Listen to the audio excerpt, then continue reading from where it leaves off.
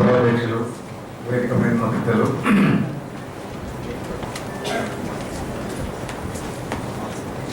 ప్రపంచంలోనే అత్యుత్తమైనటువంటి ఒక విద్యా సంస్థలో చదివి అందరికంటే అదే వయసులో ఉన్న దేశంలో ఉన్న పెద్దవాళ్ళలో చూసుకుంటే అందరికంటే గొప్పవాడైన కేఆర్ నారాయణన్ ప్రెసిడెంట్ అయితే ఆయనను కూడా దళిత ప్రెసిడెంట్ అన్నారు. దురదృష్టం, ఆయన కూడా దళిత ప్రెసిడెంట్ అన్నారు. ప్రెసిడెంట్ కాదు, దళిత ప్రెసిడెంట్. అంటే ఈ దేశంలో దళిత బహుజనులు ఏమన్నా అయితే ముందుగా దళిత బహుజనులు అని తర్వాత అయ్యిండు అంటే ఈ దేశం మనకి ఇచ్చింది ఎవరికి అది ఇచ్చిండు. ప్రిన్సిపల్ నుంచి తీసుకుంటే దేశ ప్రధాని నుంచి తీసుకుంటే దేశ ప్రెసిడెంట్ రాక దళిత బహుజన్ అంటే ప్రెసిడెంట్, దళిత బహుజన్ అంటే ప్రైమ్ మినిస్టర్. వీళ్ళకంటే ఎక్కువ వాళ్ళే అంటారు, అంటే వాళ్ళే ఇచ్చినటువంటి. ఇది దురదృష్టకరమైన విషయం. అయితే మన బిఎస్ఎఫ్ విద్యార్థి సంఘం కాంచీరాం జయంతిని పెద్ద ఎత్తున జరుపుతున్నందుకు వారికి మనస్ఫూర్తిగా అభినందనలు తెలుపుతా ఉన్నాం. ఒక్క విషయం అయితే అర్థం కావట్లేదు. చాలా సంవత్సరాల నుంచి మేము చాలా డిబేట్లో ప్లాట్ఫామ్ మీద మాట్లాడుతూ వస్తున్నాము. దేవుళ్ళ ఒక ప్రొఫెసర్ కలిసినప్పుడు, ఏంటి సార్ మీ దగ్గర ఆంధ్రప్రదేశ్లో ఇంత పెద్ద దళిత బహుజన చైతన్యం ఉంది, సంఘాలు ఉన్నాయి, ఒక కల్చరల్ రెవల్యూషన్ మొదలైంది, చిన్న చిన్న గ్రూప్స్ అంబేద్కర్ ప్రిన్సిపల్ని paying back to our community are looking back to our community అనే ప్రిన్సిపల్ మీద పనిచేస్తున్న గ్రూపులు ఉన్నాయి, వ్యక్తులు ఉన్నారు. ఇంత పెద్ద చైతన్యం ఉన్న అంబేద్కర్ చెప్పిన బహుజన రాజ్యం ఎందుకు వస్తలేదు, కనీసంగా కొన్ని సీట్లన్నా, అంటే ఒక 5-6 సీట్లు ఉంటేనే మొదలుపెట్టవచ్చు, ఒక్క సీట్ కూడా లేకుండా 1-2 ఎందుకు, ఏం జరుగుతుంది ఆంధ్రప్రదేశ్లో? వాళ్ళకి ఇంట్రెస్టింగ్. అంటే సురాబాయి లాంటి వాళ్ళు చాలా మంది డిఎస్పీ లాంటి అందరూ రీసెర్చ్ చేసి పబ్లిష్ చేసినారు. వేరే దగ్గర ఇంత చైతన్యం లేని రాష్ట్రాలలో, యూపీలో కానీ ఇక్కడ కానీ ఇక్కడ కానీ రాజ్యాధికారం వైపు చూసినారు, రాజ్యం అయ్యిండ్రు, మళ్ళీ పవర్లో పెట్టి మళ్ళీ వచ్చినారు. ఆంధ్రప్రదేశ్లో ఏం జరుగుతూ ఉంటుంది అసలు అన్నప్పుడు నాకు ఒక సీరియస్ రీసెర్చ్ ఆర్టికల్ గుర్తుకు వచ్చింది. చాలా మంది చూసే ఉంటారు. లాలో politics of subject and object అని ఉంటుంది, యూనివర్సల్ పర్టికులర్. దాంట్లో ఏముంటుందంటే, అంటే ఆంధ్రప్రదేశ్కి సంబంధించినంత వరకు విపరీతమైన ఐడెంటిటీ మూవ్మెంట్స్, కుల సంఘాలు, సంఘాలు, చైతన్య సంఘాలు విపరీతంగా ఉన్నాయి ఇక్కడ. అన్ని రాష్ట్రాల కంటే అతి ఎక్కువగా జరిగిన అంబేద్కర్ జరిగిన రాష్ట్రం మనదే ఉంటుంది. చిన్న చిన్న పుస్తకాలు ఉండొచ్చు, నోట్స్ ఉండొచ్చు, వాల్యూమ్స్ ఉండొచ్చు, ఇంకేమైనా ఉండొచ్చు, ఇంకా ఉండొచ్చు. ఏ దళిత బోధనని విప్పమన్నా ముందు అంబేద్కర్ గురించి ఎక్కడో చిన్న పుస్తకంలో కవితల్లో రాసుకొచ్చి మాట్లాడుతుంటే పాట పాడుతుంది. అంత పెద్ద చైతన్యం. అంటే మహారాష్ట్రలో కూడా అదే చైతన్యం, యూపీలో కూడా ఉండొచ్చు, కానీ మరీ ఎక్కువగా ఉంది ఇక్కడ. అంటే రాయడం ఎక్కువ ఉంది ఇక్కడ. అంత చైతన్యం ఉన్నా ఎందుకు రావట్లేదు అంటే politics of subject and object. Politics of subject and object ఆ ఆర్టికల్లో లాలో చెప్పిన దానిలో, అంటే ఆ ప్రొఫెసర్తో మాట్లాడడం చెప్పినాను, చదవమని చెప్పినాను. పర్టికులరిస్ట్ మూమెంట్స్ అంటే ఐడెంటిటీ మూమెంట్స్ లో వచ్చినాయి. కుల సంఘాలు కావచ్చు, దళిత బహుజన సంఘాలు కావచ్చు, ఇవన్నీ వస్తున్న క్రమంలో స్లోగన్ మాత్రం రాజ్యాధికారమే. రాజ్యాధికారం వైపు మనందరం ప్రయాణించాలి. ఎవరిగా వెళ్ళి వాళ్ళకి రాజ్యాధికారం రాజ్యాధికారం. ఈ రాజ్యాధికారం వెళ్ళి అన్ని సంఘాలు మరి ఓటు వైపు కన్వర్ట్ కావాలి కదా. అయినప్పుడే రాజ్యాధికారం అంటే మరి ఓటు గుంజుకునేది కాదు కదా, కొట్లాలు తీసుకునేది కాదు కదా. ఎందుకంటే లెక్క తప్పులు పెట్టి కొట్లాలు తీసుకునేది అట్లయితే గెలుస్తారేమో, మనమే తెలుసుకుంటాం. ఇప్పుడు రాజ్యాధికారం ఇమ్మీడియట్ గా మనకి వెళ్తాయి, తప్పులతో కొట్లాలు వెళ్తాయి. ఔరంగజేబు ఇంకొక కొట్లాడాలి, కొట్లాలు వింటే మాత్రం రాజ్యాధికారం ఇమ్మీడియట్ తీసుకోవచ్చు. అట్లా కాదు కదా. రాజ్యాధికారం రావాలంటే తప్పులు కాదు కదా. రాజ్యాధికారం రావాలంటే అలాంటి చైతన్యం రావాలి, అది ఓటుగా కన్వర్ట్ కావాలి, అప్పుడు కానీ రాజ్యాధికారం. చాలాసార్లు నిన్న పవన్ కళ్యాణ్ 2.5 గంటలు ఆల్మోస్ట్ చూసుంటారు కదా, చాలా మంది చూసారు. 2 గంటలు పాపం ఆవేదన పడ్డారు, అవస్థ పడ్డారు, ఆవేదన పడ్డారు, రెండు పెట్టుకున్నారు, గిచ్చుకున్నారు, అరుచుకున్నారు. ఎంత ఆవేదన, ఆ ఆవేదన అది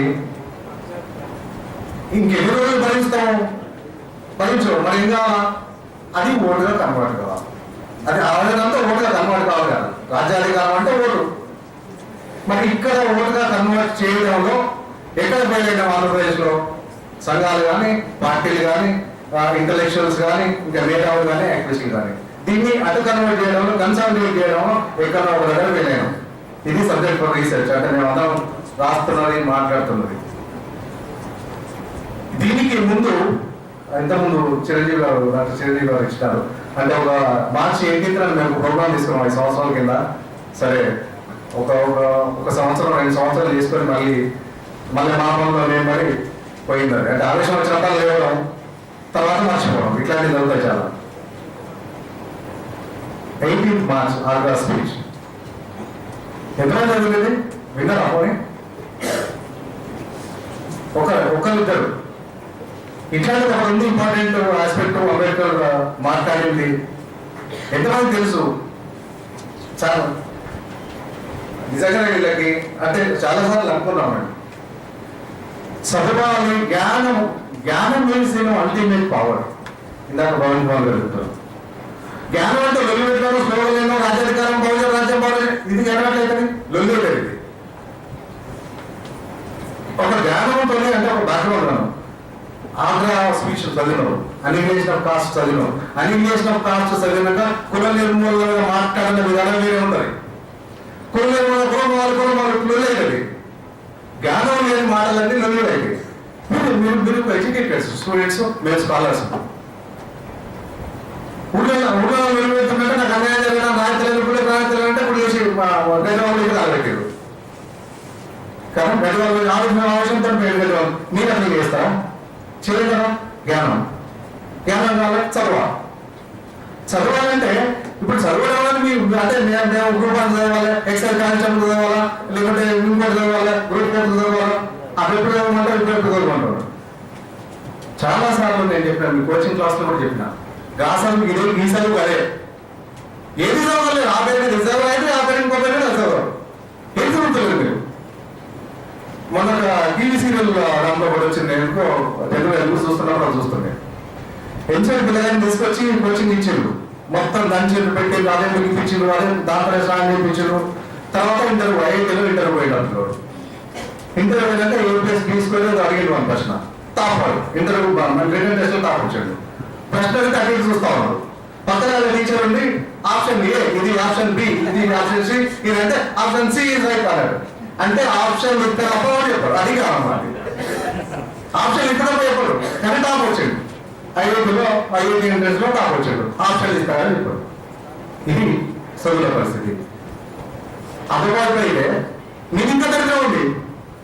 రెగ్యులర్ మీ కోర్సులు చదవలేదు, సామాజిక గురించి పుస్తకాలు చదవలేదు, కాంపిటేటివ్ ఎగ్జామ్ యూపీఎస్సీ లాంటి సివిల్ సర్వీస్ లాంటివి చదవకపోతుంది.